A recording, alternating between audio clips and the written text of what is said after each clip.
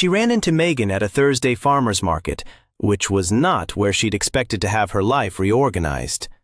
She'd been there for the tomatoes. Her husband liked a specific kind, the small dark ones, and the vendor at the end of the row was the only one who had them. And she'd been navigating the crowd with the practiced efficiency of someone who has errands and a timeline. And then she'd heard her name. Laura. She turned, and there was Megan. Megan Reyes, who she'd known at 22, who had been her closest friend for 3 years, and then not. The not having happened gradually in the way of friendships that diverge before either person fully decides. Megan looked. The word that came to Laura was inhabited. Not happy exactly, or not obviously happy in the conventional sense, but present inside herself in a specific way that Laura noticed before she could identify what she was noticing. "Megan," she said. They hugged, the hug of women who were once close and are navigating the specific etiquette of that. "You look great," Megan said. "You too," Laura said. This was true for Megan in a way that was harder to make true for herself. "What are you doing here? I thought you were in Seattle." "Moved back 8 months ago. My mom's health." Megan shrugged with the particular ease of someone who has made peace with a complicated set of facts. "I'm at the studio on Clement now." "You have a studio?" "Ceramics. I teach and I make things and I sell at some markets." She gestured at the surrounding farmers' market, meaning this kind of thing. "It's not a spectacular living, but it's genuinely mine, which I've decided matters more than I thought it would." Laura held the tomatoes. "That's great," she said. She said it the way she said many things, correctly, warmly, in the tone that covered whatever the other thing was underneath it. They exchanged numbers. They said they'd get coffee. They might actually do it, which was different from the usual ritual of the statement.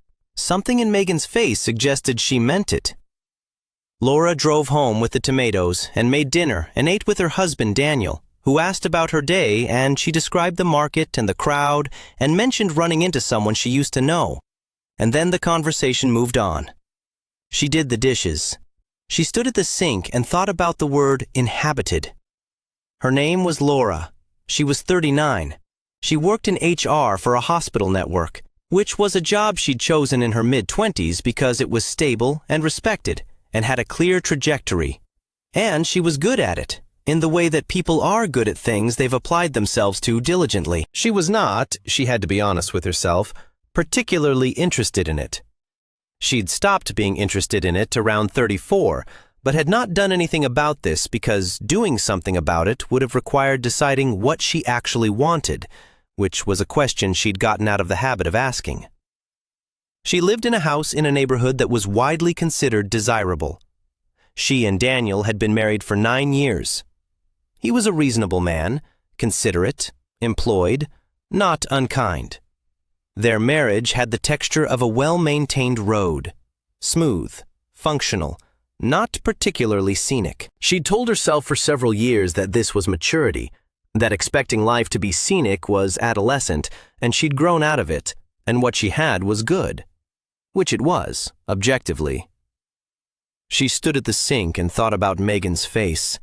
She'd been calling what she felt when she thought about Megan's life concern, which was what you felt when someone had made choices that didn't add up to security. The ceramics, the teaching, the studio on Clement that was not a spectacular living. She'd been calling it concern. She understood, at the kitchen sink on a Thursday night, that it was not concern. She was 39 years old, and she was envious of a ceramic studio. She'd grown up in a family where the operating principle was clear enough that it didn't need to be stated. You chose the reliable path. You maintained your reputation. You didn't give people reasons to question your judgment. Her parents had said this in various forms her whole childhood, and she'd absorbed it and done it and been, in every measurable way, the daughter they'd hoped for. The daughter they'd hoped for was standing at a sink doing dishes and feeling something she'd been carefully not feeling for several years. She called Megan on Saturday morning. They got coffee on Tuesday. Megan's studio was nearby, and she was flexible in the way of people who set their own schedule, and they met at a place they'd both been to separately without knowing it. They talked for 3 hours. Megan's life, described from inside, was different from the version Laura had been building in her head. She'd left Seattle after a relationship ended badly, which had coincided with her mother's health declining, which had coincided with the slow recognition that she'd been making incremental accommodations to other people's sense of what her life should look like, and had arrived somewhere she didn't recognize. The return had been hard. The first year with the studio had been hard. Several things were still hard. "I'm not recommending my life as a model," Megan said. "I'm not saying I made all the right choices." "I know," Laura said. "I'm just saying I know what it feels like to be doing the thing you're doing and feeling like someone else is doing it." She held her coffee cup. "You know that feeling?" Laura looked at her. "Yeah," she said. She hadn't said this out loud before. Not to Megan, not to anyone, barely to herself. "I've known since about 34, she said. "That something was off. I've been waiting for it to resolve itself." "Has it?" "No." Megan nodded without offering the obvious next statement, which was another version of, "So what are you going to do about it?" Laura was grateful for the not asking. "It's not dramatic," Laura said. "My life. It's not—" She tried to find the accurate word. "It's not unhappy. It's just not." She stopped. "Yours?" Megan said. Laura looked at her coffee. "Something like that," she said.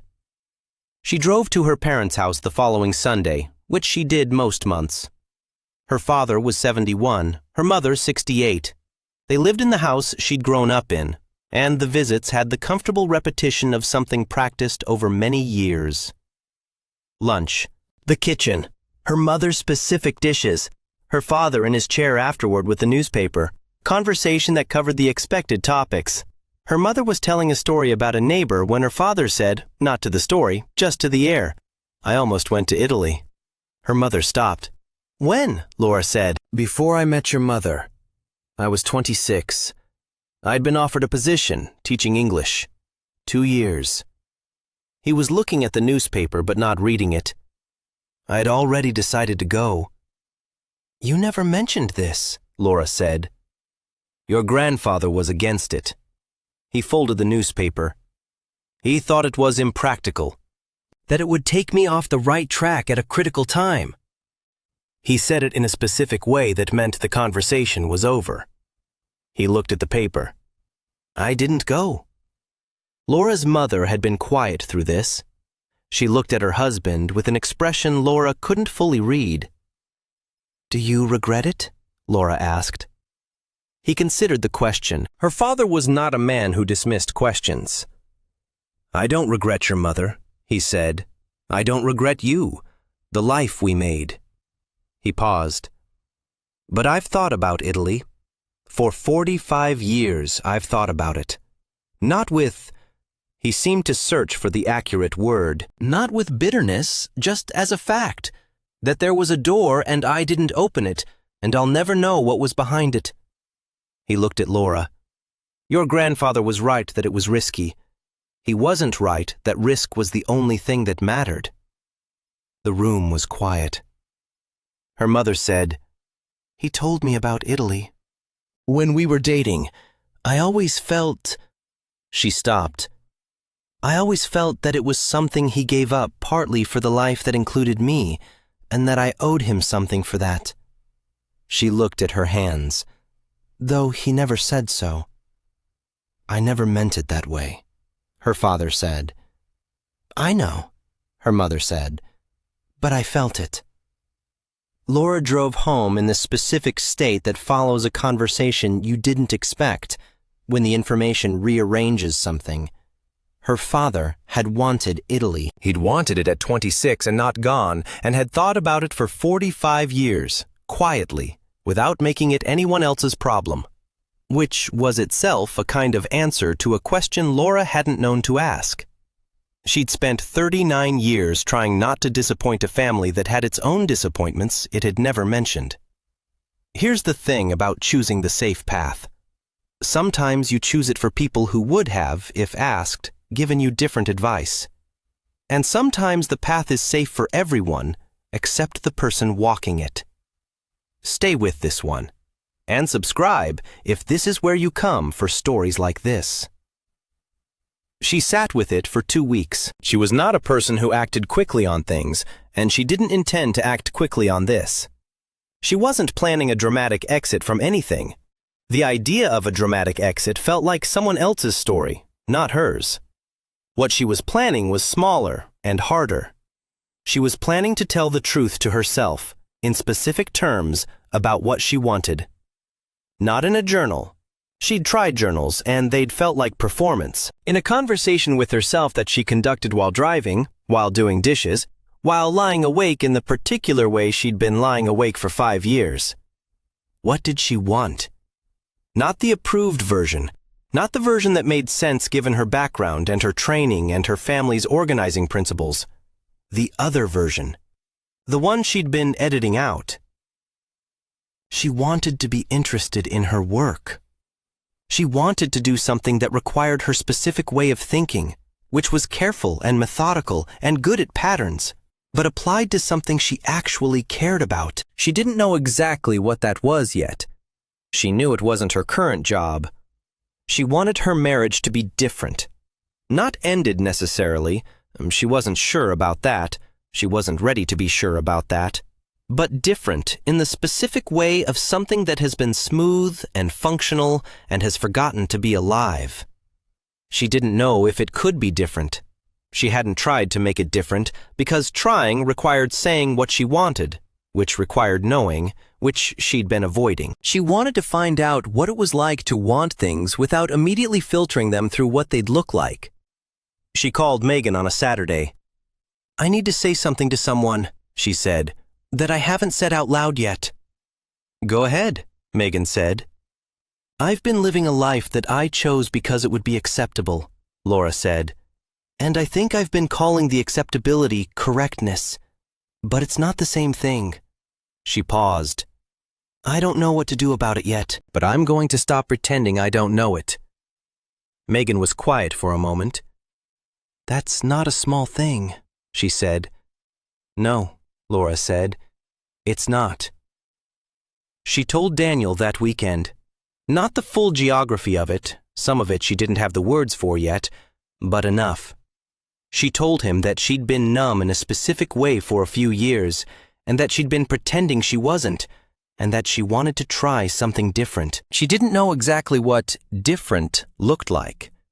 Daniel was quiet for a long time. "I didn't know," he said. "I didn't say. I should have noticed." "Maybe," she said, "but I was very good at not showing it." He looked at her. "What do you want?" "I'm working on knowing," she said. It was the honest answer. The conversation was not clean. It didn't resolve in one evening. They sat in the living room for 2 hours and talked around the edges of years and landed in a place that was not resolution, but was at least accurate. Two people who had been cohabiting a smooth surface and had started to look beneath it. She called her father the following week. "The Italy conversation," she said. "Yes?" "I've been thinking about it." She paused. "I want you to know that you didn't do that to me. The choosing the safe path. I made my own version of it." "I know," he said. "But I think I did it partly because I thought it was what you and Mom wanted." A pause.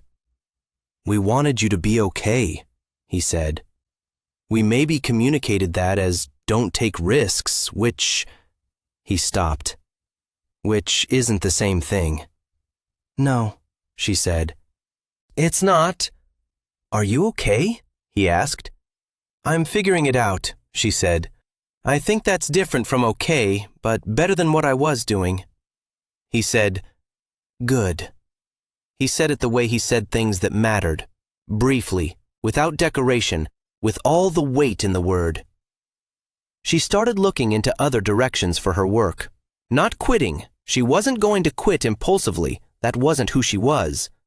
But exploring, researching, having conversations with people who were doing things adjacent to her skills, but in contexts she hadn't considered. She made a list of what she was good at and why each thing on the list had developed in her specifically, which was different from a resume and more honest.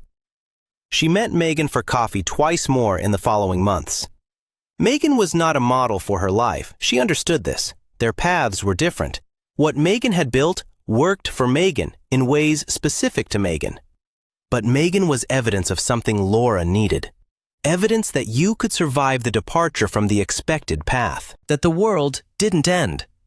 That the people who loved you could adjust to a more honest version of you. She didn't know yet what the more honest version looked like in practice. She was building it in pieces, which was slower and less cinematic than the stories about transformation tended to suggest. On a Sunday afternoon, she sat in the kitchen and thought about her father at 26, packing for Italy and then not going. She thought about 45 years of thinking about it quietly, without making it anyone else's problem. She thought, I don't want to think about this quietly for 45 years. She thought about what the right step was. Not the right step in the sense of the acceptable one, the one that could be explained and defended. The other right, the one that was calibrated to her actual life. She was still figuring out what that was, but she was asking the question now. Plainly, to herself, without the filter she'd been applying for years. What do you want? The question stayed open. She let it stay open. She had learned, recently, that open questions were not the same as unanswered ones. Some questions were supposed to stay active, were supposed to be the thing you navigated by rather than the thing you resolved. She was navigating. She thought that was a start. She called Megan. Are you going to be at any markets in the next few weeks? She asked. A few, Megan said. Why? I want to see the ceramics, Laura said. The actual things you make. I'll send you the schedule, Megan said. She went to the next one. She stood in front of Megan's table and looked at the things she'd made, which were quiet and particular and clearly the work of someone who had been paying attention to something specific for a long time. She picked one up, a small bowl, an uneven glaze, the kind that looked like someone had decided what it was going to do and then let it do something slightly different. This one, she said. Good choice, Megan said. She brought it home. She put it on the kitchen counter where she would see it. She didn't know yet what it meant to her exactly. She knew she'd chosen it herself for reasons that were entirely hers, without consulting what was acceptable. That was the beginning of something. She was going to find out what. If this story landed somewhere, if you recognized the version of yourself that chose correctly and wondered if correctly was the same as truly, leave a word in the comments. You don't have to have it figured out. Just the noticing counts. Take care of yourselves.